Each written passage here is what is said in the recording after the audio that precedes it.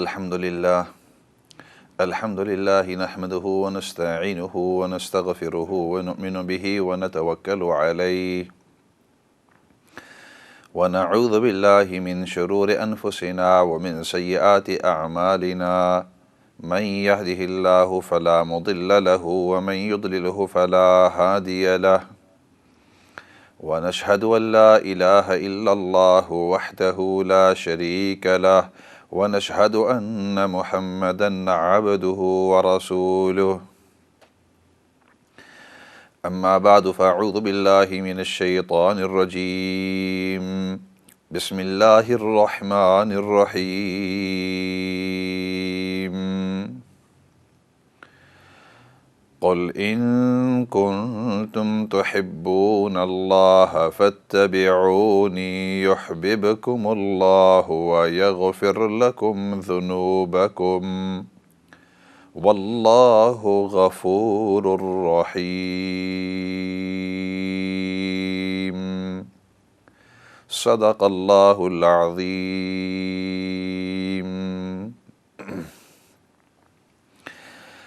محترم و مکرم ناظرین سامعین، السلام علیکم ورحمۃ اللہ وبرکاتہ. آپ سے مخاطب فضل داد عرض کر رہا ہوں، اور ہمارا یہ پروگرام ایوری منڈے اور ٹیوزڈے 7 بجے سے 8 بجے تک لائیو ہوا کرتا ہے، اور باقی مختلف اوقات کے اندر ہفتے کے دوران اس کو ریپیٹ بھی کیا جاتا ہے. اور ابتدا میں مختصر سا بیان ہوتا ہے، اس کے بعد آپ کی طرف سے سوالات، آپ کی طرف سے آبزرویشنز، کوئی تبصرہ، اور ہماری طرف سے جواب وغیرہ. This program every Monday and Tuesday, it's live from 7 o'clock till 8 o'clock. And then throughout the week it's repeated at different times, at different intervals. And the format, in the beginning we have a short bayan, and after that it's questions from yourselves, observations, any advice, any comments and answers, and advice and comments from my side. بات یہاں تک پہنچی تھی سیرت النبی صلی اللہ علیہ وسلم کے مختلف جو پہلو ہیں ان کے اوپر بات چیت کر رہے تھے. بعض ایسے پہلو ہیں کہ ان کی طرف عام طور پر دھیان نہیں ہوتا. جب ہم نبی پاک صلی اللہ علیہ وسلم کی سیرت طیبہ کو بیان کرتے ہیں, there are certain aspects of the seerah of Rasulullah sallallahu alayhi wasallam that sometimes we don't pay as much attention to as we should whilst we are talking about the seerah of Rasulullah sallallahu alayhi wasallam. And if you remember, we've reached to the part where we said that one of the great aspects of Rasulullah sallallahu alayhi wasallam's tarbiyah of the ummah was that he showed them, taught them, explained to them, nurtured them the rights of each other, as well as the rights of the wider society, as well as the rights of the rest of the creation. And then the second point that I brought to yourselves was the justice and the fairness of Rasulullah sallallahu alaihi wasallam, and how he inculcated that amongst the Sahaba Ikram, and how he instilled it inside them, that justice, regardless of who the person is, you must be fair, you must be just in all your dealings. نبی کریم صلی اللہ علیہ وسلم کی من جملہ اہم سبق میں سے جو ہمیں سکھایا ہے، امت کو سکھایا ہے، صحابہ کو دکھایا ہے، بتلایا ہے، ان کو سمجھایا ہے، اور صحابہ نے امت تک یہ بات پہنچائی ہے. تو من جملہ ان اسباق میں سے ایک سبق کہ ہر ایک کو اس کے پورے حقوق ادا کر کے دینا، مردوں کو، عورتوں کو، مسلمان ہو، غیر مسلم ہو، ہر ایک کو نبی کریم صلی اللہ علیہ وسلم نے اپنے اپنے صحیح طریقے سے حق دیے ہیں، اور صحابہ اکرام نے اپنی زندگی کے اندر ان کو بجا لے آ کر امت کو دکھایا ہے، سمجھایا ہے، سکھایا ہے. اور صرف انسانوں کے حقوق نہیں بلکہ جانوروں کے، پرندوں کے، باقی جتنے بھی مخلوق ہے۔ تو ایک تو یہ پہلو رہا، اور اس کے بعد پھر نبی کریم صلی اللہ علیہ وسلم نے من جملہ اہم صفات میں سے ایک صفت انصاف والی سکھائی کہ ہر ایک کے ساتھ انصاف کے ساتھ پیش آنا، چاہے وہ جس درجے کا ہو، دنیاوی لحاظ سے اگر وہ اعلیٰ مرتبے کا ہو، مالی لحاظ سے بہت ہی مالدار ہو، خاندانی لحاظ سے بہت ہی اونچے خاندان کا، اچھے خاندان کا، عزت دار خاندان کا ہو، یا دوسری طرف اگر دیکھیں تو کوئی کمزور آدمی ہو، چاہے وہ دنیاوی لحاظ سے کمزور ہو، چاہے وہ مالی لحاظ سے کمزور ہو، جسمانی لحاظ سے کمزور ہو، قبیلے خاندان کے لحاظ سے وہ کمزور ہو کہ اس کا اتنا زیادہ بڑا قبیلہ نہیں ہے، لیکن اس کے باوجود چاہے وہ مسلمان ہو یا غیر مسلم ہو، چاہے وہ اپنا ہو یا پرایا ہو، ہر ایک کے ساتھ نبی کریم صلی اللہ علیہ وسلم نے انصاف والا معاملہ فرمایا، ہر ایک کے ساتھ انصاف والا معاملہ فرمایا، تاکہ کوئی یہ نہ کہہ سکے کہ نبی پاک صلی اللہ علیہ وسلم نے دیکھا فلاں کے اوپر ظلم ہو رہا تھا، آپ نے اس کو روکا نہیں، اس طرح کبھی آپ نہیں کہہ سکتے۔ بلکہ ایک واقعہ آتا ہے کہ ابو بکر صدیق رضی اللہ تعالی عنہ اور حضرت عمر فاروق رضی اللہ تعالی عنہ آپس کے اندر کوئی باتیں کر رہے تھے۔ دونوں بڑے بزرگ ہیں، سیدنا ابو بکر سب سے پہلے خلیفہ ہیں، اور ہمارا عقیدہ ہے کہ پورے امت کے اندر انبیاء علیہم الصلاۃ والسلام کے بعد، پورے امت کے اندر انبیاء کے بعد سب سے اعلیٰ ترین شخصیت وہ سیدنا ابو بکر صدیق رضی اللہ تعالیٰ عنہ ہیں، اور پھر ابو بکر صدیق رضی اللہ تعالیٰ عنہ کے بعد درجہ آتا ہے عمر فاروق رضی اللہ تعالیٰ عنہ کا پورے امت کے اندر۔ تو یہ جو دو بڑے بزرگ آپس کے اندر کوئی بات کر رہے تھے، اور بات کرتے ہوئے سیدنا ابو بکر چونکہ سینئر تھے عمر کے لحاظ سے بھی، تو انہوں نے حضرت عمر رضی اللہ تعالیٰ عنہ کو کچھ سخت باتیں کہہ دی۔ حضرت عمر رضی اللہ تعالیٰ عنہ، ابو بکر صدیق رضی اللہ تعالیٰ عنہ، between them they were discussing something. And as I mentioned earlier on, and it's important I mention it in English as well, that we believe that after the Anbiya alayhim salatu wasalam, the greatest person of the ummah, of the whole of the creation, the greatest person after the Anbiya, it is Abu Bakr Siddiq radiyallahu ta'ala anhu. And after him, the next best person is Umar Farooq radiyallahu ta'ala anhu. Having a discussion between themselves, Abu Bakr, he was also senior in age, so he raised his voice on Umar radiyallahu ta'ala anhu and told him off about a certain thing. Hazrat Umar radiyallahu ta'ala anhu کے اوپر ابو بکر صدیق رضی اللہ تعالیٰ عنہ نے آواز بلند کی اور ان کو ڈانٹا کسی چیز کے اوپر، اور سخت باتیں ان کے ساتھ کی۔ عمر رضی اللہ تعالیٰ عنہ خاموش رہ گئے۔ اولاً یہ کہ یہ مجھ سے بہتر ہیں دین کے لحاظ سے، علم کے لحاظ سے، عمر کے لحاظ سے، اور یہ مجھ سے زیادہ قریب ہے نبی پاک صلی اللہ علیہ وسلم کے بھی۔ ان کی عزت احترام کی وجہ سے عمر رضی اللہ تعالیٰ عنہ خاموش رہ گئے۔ ابو بکر صدیق رضی اللہ تعالیٰ عنہ نے ڈانٹ کر خاموشی اختیار کر دی۔ جو بات تھی وہ وہاں سے ختم ہو گئی۔ تھوڑی دیر جب ہوئی تو ابو بکر صدیق رضی اللہ تعالیٰ عنہ کو یہ سوچ آئی کہ مجھے اس کو اتنا سخت ڈانٹنا نہیں تھا، ان کو اتنا سخت ڈانٹنا نہیں تھا۔ I should not have told him off in such a severe and harsh way. And he felt bad about it. اور ان کو اس طرح برا محسوس ہوا کہ اتنی سختی مجھے ان کے اوپر نہیں کرنی تھی۔ خیر، وہ آئے ابو عمر رضی اللہ تعالیٰ عنہ کو ڈھونڈتے ہوئے، اور حضرت عمر سے فرمانے لگے کہ عمر، اس وقت جو میں نے تجھے یہ باتیں کہی تھی، میں نے سختی سے کہی، حالانکہ نرمی سے بھی میں کہہ سکتا تھا، لیکن میں نے آپ سے سختی کی، آپ ایسے کرو، وہ باتیں اسی سخت لہجے کے اندر مجھے بھی کہہ دو تاکہ ہماری برابری ہو جائے، تاکہ ہماری برابری ہو جائے۔ میں نہیں چاہتا ہوں کہ میرے سخت الفاظ آپ کے اوپر آئے ہوں۔ دیکھو نا کتنا انصاف۔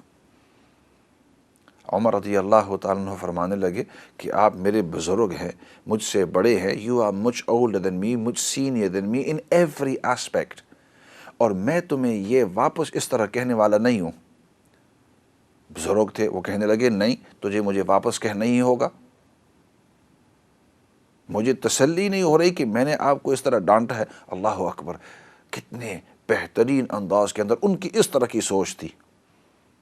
آج کل کے لحاظ سے سوچو کہ اگر کوئی کسی کو ڈانٹ دے تو ڈانٹنے والا سمجھتا ہے میں نے بہت بڑا کام کر دیا ہے اور اس کو خاموش کر دیا اور وہ بات نہیں کر سکتا تھا، لیکن اس زمانے کی یہ سوچ۔ ابو بکر صدیق رضی اللہ تعالیٰ عنہ کا اصرار بڑھتا رہا، عمر کا انکار بڑھتا رہا۔ انہوں نے کہا میں آپ کو کس طرح کہہ سکتا ہوں، آپ نے مجھے جو کہہ دیے وہ کہہ دیے، مجھے برا محسوس نہیں ہوتا۔ خیر اتنی دیر کے اندر جب ابو بکر صدیق رضی اللہ تعالیٰ عنہ نے دیکھا کہ عمر رضی اللہ تعالیٰ عنہ ان کو واپس یہ لفظ نہیں کہنے والے، تو آئے نبی پاک صلی اللہ علیہ وسلم کے پاس کہ میں جاتا ہوں نبی پاک صلی اللہ علیہ وسلم کے پاس اور اس کا حل مانگتا ہوں کہ میں نے آپ کو سخت الفاظ کہہ دیے، اب مجھے اس کے اوپر پشیمانگی ہے۔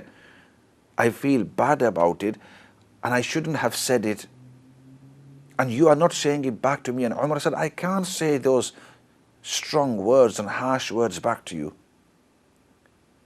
آپ صلی اللہ علیہ وسلم تشریف فرماتے بیٹھے ہوئے تھے، ادھر سے دیکھا کہ ابو بکر صدیق رضی اللہ تعالیٰ عنہ تیزی کے ساتھ آ رہے ہیں۔ تو روایت میں آتے کہ آپ صلی اللہ علیہ وسلم نے صحابہ کو فرمایا کہ ایسے لگتا ہے کہ بڑے میاں کو کچھ پیش آیا ہوا ہے۔ It seems that something has happened to Abu Bakr because the way he is coming and the speed he is coming at, it seems something has happened. ایک دوسرے کو جانتے تھے، نبی پاک صلی اللہ علیہ وسلم کے چہیتے صحابی تھے، ایک دوسرے کے دل کی باتیں جانتے تھے۔ They knew each other very well. And the Prophet صلی اللہ علیہ وسلم understood straight away that Abu Bakr is upset upon something، کسی چیز کے اوپر یہ پریشان ہے۔ جب ابو بکر آئے تو اتنی دیر میں عمر رضی اللہ تعالیٰ عنہ کو پتہ تھا کہ ابو بکر ابھی ناراض اگر ہو گئے اور تو جائیں گے نبی پاک صلی اللہ علیہ وسلم کے پاس اور میری شکایت کریں گے آپ صلی اللہ علیہ وسلم کی خدمت میں، تو وہ بھی پیچھے ہو لیے ادھر آتے ہوئے۔ عمر he understood that Abu Bakr is now going to complain to the Prophet صلی اللہ علیہ وسلم and let me go there also. تو ابھی ابو بکر پہنچے ہی تھے تو پیچھے عمر رضی اللہ تعالیٰ عنہ بھی آ گئے۔ آپ صلی اللہ علیہ وسلم نے پوچھا، جس کا مفہوم ہے، حدیث کا مفہوم عرض کر رہا ہوں، پوچھا کہ کیا ماجرا ہوا؟ ابو بکر نے پورا جو واقعہ تھا وہ بتلایا، پوری جو حالت تھی وہ سمجھائی کہ اس طرح ہم بات کر رہے تھے، بات کے دوران کوئی سختی ہوئی، میں نے ان کو سخت الفاظ کہہ دیے، وہاں سے چلا گیا، واپس میرا دل تھا کہ یہ مجھے وہ باتیں کہہ دے، لیکن یہ کہنے کے لیے مجھے واپس تیار نہیں ہے، مجھے انصاف چاہیے۔ آپ صلی اللہ علیہ وسلم نے عمر رضی اللہ تعالیٰ عنہ کو پوچھا کیا ماجرا ہے؟ فرمایا یہ جو انہوں نے کہا ہے وہی ہے، لیکن بات یہ ہے کہ یہ مجھ سے ہر لحاظ سے بڑے ہیں، میرے دل میں ان کی عزت ہے، میں وہ الفاظ ان کو کس طرح کہہ سکتا ہوں؟ روایت میں آتا ہے صحابہ اکرام بیٹھے ہوئے تھے، وہ فرماتے ہیں کہ نبی کریم صلی اللہ علیہ وسلم پیچھے کی طرف ہو لیے اور مسکرانے لگے اور فرمایا کہ اس طرح کا بھی معاملہ تم دیکھا ہے کہ کتنا پیار ہے، کتنی محبت ہے ان کی آپس میں۔ اور پھر عمر رضی اللہ تعالیٰ عنہ کو فرمایا کہ تم نے صحیح کیا کہ ان کو واپس وہ جواب نہیں دیا، تم نے صحیح کیا کہ تم نے ان کو وہ واپس الفاظ نہیں کہے، لیکن تم ایک اور کام کر سکتے ہو، وہ یہ ہے کہ تم ان کو کہہ دو کہ میں نے تمہیں اللہ کے واسطے معاف کر دیا ہے، میں نے تمہیں اللہ کے واسطے معاف کر دیا. The Prophet sallallahu alaihi wasallam said to Umar, it's good that you didn't answer him back and you didn't say those harsh words back to him. You did the right thing. But what you could do is you could say to him, for the sake of Allah, I have forgiven you. میں نے تمہیں اللہ کے واسطے معاف کر دیا ہے. ابو بکر صدیق رضی اللہ تعالیٰ اس پر خوش ہو گئے کہ جب اللہ کے واسطے مجھے معاف کر دیا ہے، میرے الفاظ مجھے واپس کہے نہ کہیں. مجھے اس سے ڈر ہے کہ کل قیامت کے دن ایسا نہ ہو کہ مجھے اللہ رب العزت پکڑ لے کہ تم نے اس کے اوپر سختی کی تھی، تم نے اس کے ساتھ ناانصافی کی تھی. اندازہ لگاؤ کہ ابو بکر صدیق جو پورے امت کے اندر نبیوں کے بعد سب سے بہترین شخصیت، لیکن اس کے باوجود تھوڑی سے کسی کے اوپر سختی کی، یوں محسوس کیا کہ میں نے غلط الفاظ کہے ہیں تو میرے ان غلط الفاظ کی وجہ سے اس کا دل کہیں دکھ گیا ہو اور اس دکھ کی وجہ سے کل قیامت کے دن اللہ رب العزت میری پکڑ نہ کر لے، ظلم میرے اوپر نہ آ جائے کہ تم نے اس کے اوپر ظلم کیا تھا.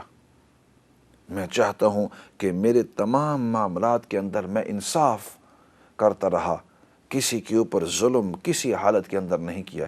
اسی وجہ سے عربی کے اندر ایک کہاوت ہے کہ جراحات السنان لها التیام، جراحات السنان لها التیام وجراحات اللسان لا یلتام. یاد رکھنا کہ تیروں کے اور خنجر کے اور نیزوں کے جو وار ہوتے ہیں جسم کے اوپر لگتی ہیں، اس سے جسم کٹ جاتا ہے، لیکن ایک وقت آتا ہے کہ وہ زخم واپس آ کر ٹھیک ہو جاتا ہے. تو نیزوں کے، چھروں کے، تیروں کے جو زخم ہیں وہ ٹھیک ہو جاتے ہیں، لیکن یاد رکھنا کہ زبان کے جو زخم کسی کے دل کے اوپر لگ جائیں وہ کبھی ٹھیک نہیں ہوتے. زبان کے جو زخم ہوتے ہیں وہ جب کسی کے دل پر لگ جائیں اور دل کی گہرائی کے اوپر لگ جائیں تو وہ زخم جو ہوتے ہیں وہ بہت سخت زخم ہوتے ہیں. انسان اسی وجہ سے سوچ سمجھ کر ہم دیکھیں کہ میری وجہ سے کسی کا دل نہ دکھے، میری وجہ سے کسی کے دل کے اوپر زخم نہ آئے، میری وجہ سے کسی کے اوپر ظلم نہ ہو. اگر میں نے اس قسم کے الفاظ استعمال کیے ہیں، میری وجہ سے اگر کسی کو دکھ ہوا ہے تو آج ہی اس دنیا کے اندر ان کو میں ٹھیک کر دوں، ان معاملات کو صاف کر دوں، ورنہ کل قیامت کے دن بات میں نے گزشتہ کل جیسے عرض کی تھی کہ اللہ رب العزت ہر چیز کا انصاف کریں گے. حتیٰ کہ دو بکریاں اگر آپس کے اندر لڑ رہی تھی، ایک کے سینگ تھے دوسرے کے سینگ نہیں تھے، تو جس کے سینگ نہیں تھے کل قیامت کے دن اللہ رب العزت دونوں کو کھڑا کریں گے، جان دیں گے. جس کے سینگ نہیں تھے چونکہ اس پر ظلم ہوا تھا، اس کو کہیں گے اب تو اپنا بدلہ واپس لے لے. بدلہ اس نے واپس لے لیا، اب اس کو حکم ہوگا کہ کونوا ترابا، اب تم مٹی ہو جاؤ. اس لیے تو میری اس چھوٹی سی زندگی کے اندر ہر آدمی یہ سوچے کہ میری اس تھوڑی سی زندگی کے اندر کوئی ایسا کام نہ کروں کہ جس کے اندر ظلم ہو، ناانصافی ہو، ورنہ کل قیامت کے دن اللہ رب العزت ایک ایک کا بدلہ لیں گے. چاہے وہ ناانصافیاں، چاہے وہ اولاد کے اندر ہو، چاہے والدین کے اندر ہو، چاہے بھائیوں بہنوں کے درمیان ہو، اور خاصتاً یہ مال جو ہوتا ہے، انسان کوئی اپنے ساتھ لے نہیں گیا، تھوڑے سے پیسوں کے اوپر، تھوڑی سی وراثت کے اوپر، تھوڑے سے اثاثے کے اوپر انسان دوسرے انسان سے پوری زندگی، بھائیوں کی بہنوں کی آپس کا بہترین رشتہ تھا، آج تھوڑے سا پیسہ اپنی طرف کھینچنے کے لیے بھائیوں بہنوں کا پورا رشتہ جو ہے وہ ٹوٹ گیا ہے. ایک دوسرے کے ساتھ دشمنی پر آ گئے ہیں، ایک دوسرے کے ساتھ بات کرنے کو ختم کر دی ہے، رشتے ختم ہو گئے ہیں. ایک کہتا ہے کہ میرے پاس مال زیادہ آ جائے، دوسرا کہتا ہے کہ اس کو دینا ہی نہیں چاہیے، تیسرا کہتا ہے کہ اس نے کمایا ہی نہیں، کیوں حصہ کیوں لیا، میرے پاس زیادہ آ جائے. آج اگر تم نے ناانصافی کی، کل قیامت کے دن اللہ کے سامنے تمہیں کھڑا ہو کر اس کا جواب دینا ہوگا۔ ایسا کرتے ہیں، کچھ کالز آئی ہوئی ہیں، کالز لے لیتے ہیں اور پھر واپس آتے ہیں اس موضوع کی طرف۔ السلام علیکم ورحمۃ اللہ وبرکاتہ۔ وعلیکم السلام ورحمۃ اللہ وبرکاتہ۔ جی آپ آن دی ایئر، جی آپ آن دی ایئر ہیں، جی ہاں۔ ایک سوال پوچھنا ہے۔ آپ کون بات کر رہے ہیں اور کہاں سے کر رہے ہیں؟ الطاف بول رہا ہوں، الطاف حسین۔ الطاف حسین صاحب جی، کہاں سے؟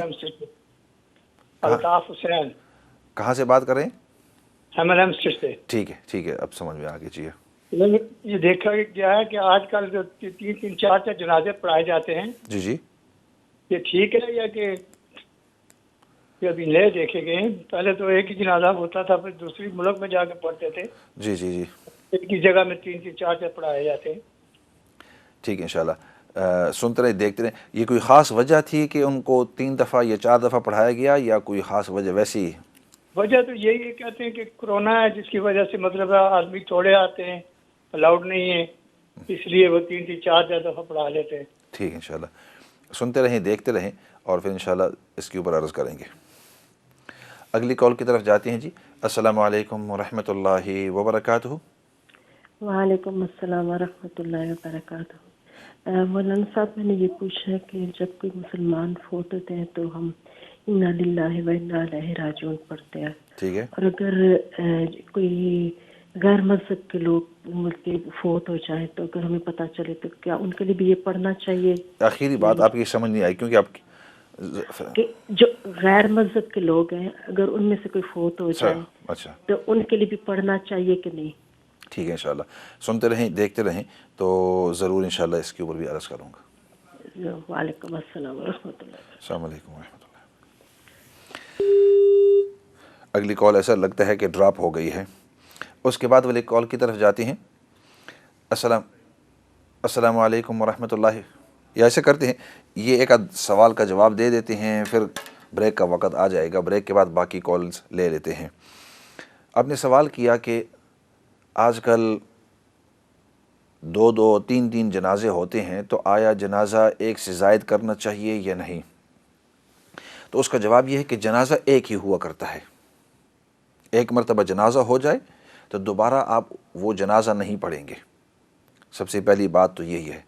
اسی وجہ سے یہاں اگر جنازہ ہو جاتا تو ان سے کہا جاتا کہ پاکستان میں یا ہندوستان میں یا بنگلہ دیش میں یا دوسرے کسی ملک کے اندر آپ جب جائیں گے تو وہاں آپ جنازہ نہ پڑھیں۔ ہاں البتہ اگر کوئی مجبوری ہو اس انداز میں کہ جس جگہ کے اندر جنازہ پڑھا جاتا ہے وہاں جگہ